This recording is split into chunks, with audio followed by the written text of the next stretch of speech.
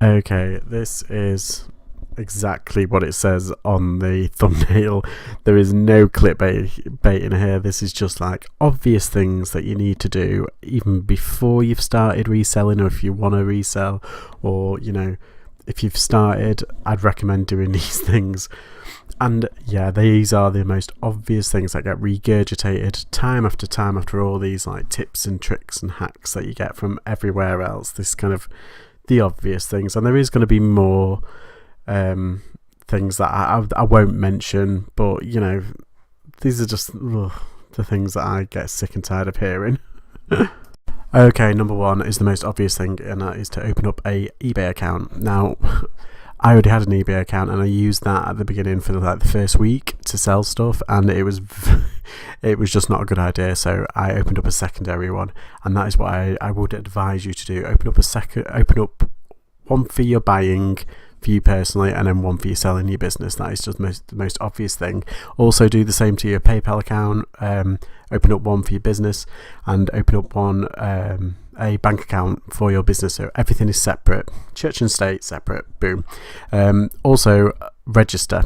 This is the most obvious thing, but if you're buying to resell, it is classed as a business. You're making money, making profit, even if you do not reach the threshold and you're doing it full time, and you don't reach the threshold, you have registered your business with the HMRC, and it's at www.gov.co.uk, and they have everything there.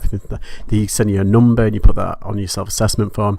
Even if you earn like half, it's registered, it's there. They can't come after you if you get what's the word, audited, which is kind of Freudian slip.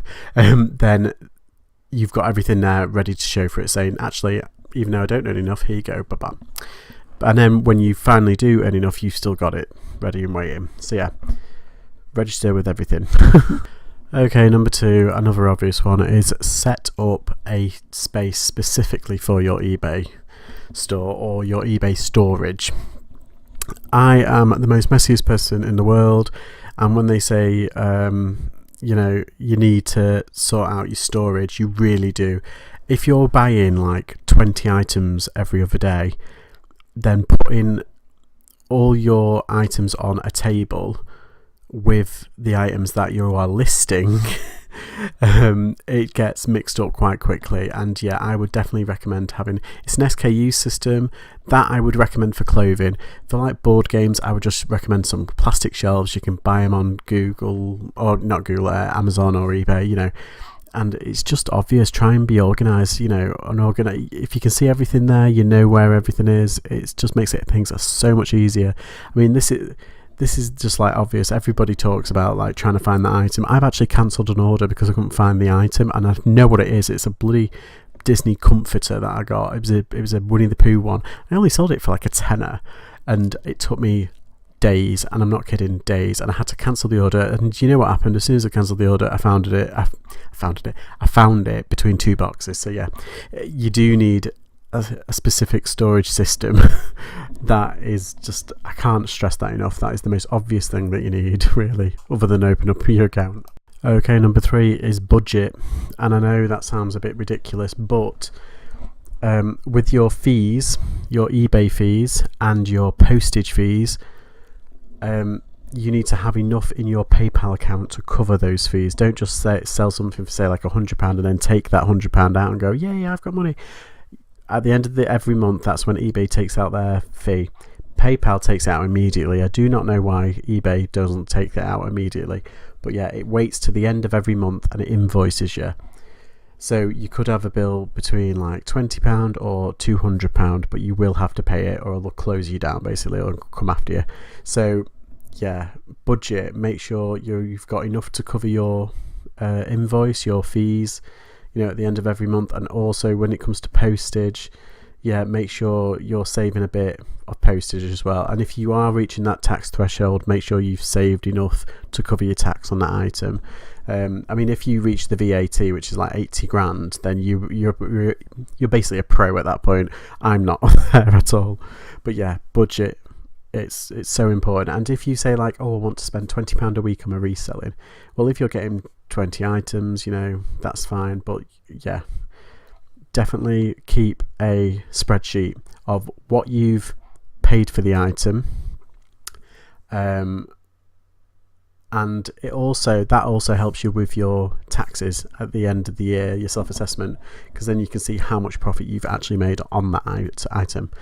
Obvious thing again, this is an obvious clip video, but yeah, self-explanatory. Okay, number 4 is an obvious one. It's do your research. If you've got a specific area or niche or genre that you really like, research it, even if you know a lot about it. Like video games was something that I used to enjoy, and video games and books were like the ones that I used to enjoy the most. So that's what I kind of gravitate towards when I go to the charity shops. But recently I've started opening myself up to like other niches, like women's clothing, because for various reasons, and board games and stuff like that. So yeah, but all I do is research. I go on Google. Well, yeah, I do go on Google. I use YouTube as a source. I check out other resellers, see what they're selling, see what brands they mention. I picked up some really good tips and tricks from them as well, so really just check them out. I've spoken about it loads before. But yeah, go on the eBay recently sold or sold and completed listings, the comps, and then check at filter it through auction, pre-owned, buy it now, and recent. They're the 4 things I think I always do, because I always sell pre-owned. Basically I always sell buy it now. Recently you can tell how many within, is it a month and a half or 2 months? Yeah, so that is the most obvious thing that I do. But research your items, even if you're in the shop, just put it in your phone. And I know most people feel embarrassed, but don't be. It's your business at the end of the day. If you want to make money, that's what you got to do, innit? Okay, another one is to package and track your items.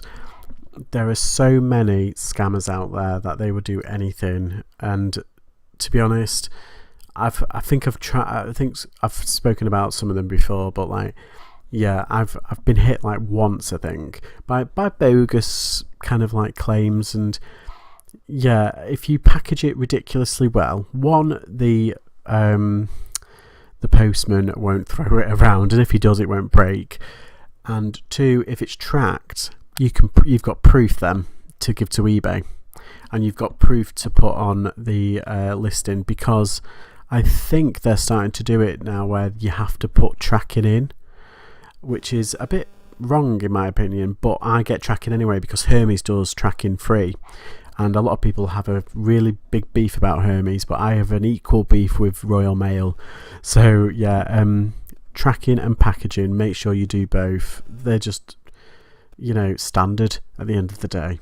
Yeah, number 6 is a pretty obvious one. Leave positive feedback. If you've had a decent experience with with a buyer, leave feedback, because they're probably more likely to leave you feedback, and it'll boost you up the ratings to get top seller. And I think eBay will spotlight your account and your items. I think that it does kind of affect where you go in the search results. But yeah, that's obvious. And if someone hasn't given you positive feedback, just email them, say I was wondering if you enjoyed your item, if it arrived fine, and usually it does. People are just busy, and I try and leave feedback as much as possibly can. If it was a good experience, I will put feedback, but that's just me. But yeah, feedback, I would do it. Okay, number 7, equally as important as leaving positive feedback, is leaving accurate feedback and being professional. If someone's being a bit of I don't want to use the word, but let's just call them a D, let's put it that way, then don't rise to it. I can't stress that enough. Be overly polite. That annoys them more. But this is just, I don't want to say it's obvious, because some people do kind of have a go back, and I applaud you if you have a go back at these idiots who try and wind you up or put in bogus claims. But then eBay looks through the messages and they can say, oh well, you're aggravating that, you know what I mean? And it's like it's not a black mark against you, but like you can at least say to eBay, look, I have been 100% professional, and they're more likely to side with you. But yeah, so be professional in your dealings with scam artists or, you know, annoying buyers. Okay, number 8 is cross-platform selling. I do this all the time, specifically with clothing, because there are so many apps out there, like Vinted, like Depop. I think Macari was one of them as well. I'm still waiting for Poshmark to come to the UK. That's what I'm waiting for. But yeah, I cross-platform sell all the time. I've just got to be vigilant that when something sells on eBay, I immediately take it down from other places and vice versa. It's not that hard to do. I mean, everything's on an app form now, and it's literally a touch of your finger can like delete it. It's that easy. But yeah, cross-platform selling, that's an obvious tip. Okay, number 9, source from a million different places. Always source from different places. Don't just go to the same charity shops.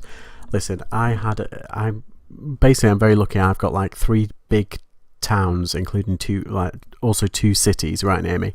I am spoilt for choice, but I still go to the weird and wonderful places. Like literally, I would take a bus. Because I don't drive, so I use public transport.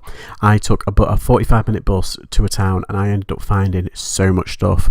You are gonna go to so many different charity shops, so many different car boots. Just, you know, source from different places. And what's it? Gumtree, Pre-Loved, Facebook Marketplace, even on eBay. So I know some people make a living out of like sniping deals and then selling them on for like 10 times what they paid for it on eBay. So it does work. But yeah, don't get down in the dumps because you haven't found anything. Don't worry, there is stuff out there. There is more than enough stuff.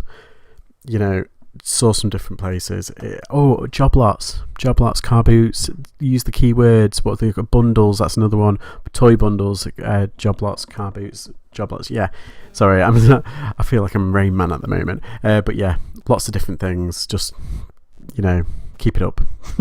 Okay, one of the most obvious things is to fill out the your eBay listing completely, and that means taking 12 photographs. And everyone's always like, oh no, between like 6 and 10. It's like, no, I always max out, so there's no excuse. I always try and fill in every single detail to the max, even though it's like it does take a while. And if you've found an item that you want to sell similar, always check the listing. Always check, because you know, I'm very cynical. I don't trust many people. So if someone makes a mistake and you've borrowed their listing to sell similar, and it's a mistake and someone buys it, then you're in trouble. Do you know what I mean? It's you know, so just double check everything. Put in, you know, all the details that you need to in the description. If there's defects, put in the defects, because then you've covered your back. You've covered yourself. So yeah, it's that is probably one of the biggest obvious ones, and I'm glad I've left it till last, because I see so many people literally just throwing stuff on eBay, and it's like, what about, like, you know, it's missing a button, or there's a big gash in like the lining, you know, in terms of clothes. Yeah, so, and they haven't put it in the description.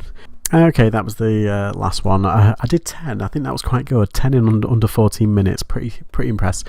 Yeah, so I'm going to leave it there. And if you enjoyed, like and subscribe. And if you can think of any other obvious ones that you hear or basically regurgitated, put them down below, because I'm always interested in what you think.